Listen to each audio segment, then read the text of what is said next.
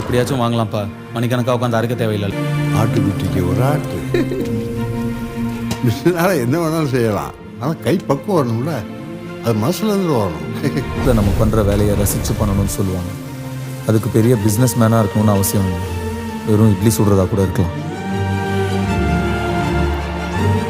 முருகன் நம்ம கம்பெனிக்கு வந்ததுக்கு 15% ப்ராஃபிட் இன்க்ரீஸ் ஆயிருக்கு. சூப்பர்யா, சரியான வேலைக்காரையா நீ. நமக்கு அப்புறம் இந்த வீடும் நம்ம கடையும் அப்படியே போயிடுமோன்னு. அவன் எங்கே போக போகிறான்?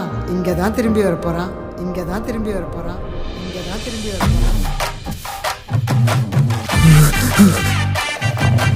தள்ளிக்கங்க. ஏப்பா முருகா, அந்த பொண்ணு கயல் யாரு?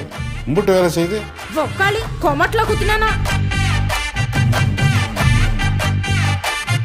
You're the best.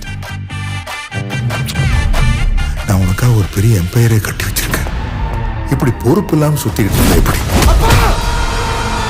Look at Murugan. பெரிய மிஷிலின் ஸ்டார் ரெஸ்டாரண்ட், ஒரு டப்பா குடிசைக்கு. அது வெறும் கடையில் தம்பி, இந்த ஊரோட அடையாளம்.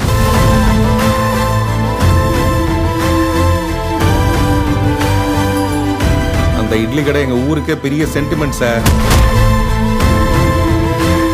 அவனை முழுசா அழிக்காம நான் இங்க வர மாட்டேன். வேண்டாம், எட்டனா பேர் அது அவங்க அப்பனோட இட்லி கிடைக்காக அவ சாகிறதுக்கு ரெடியா இருக்கா.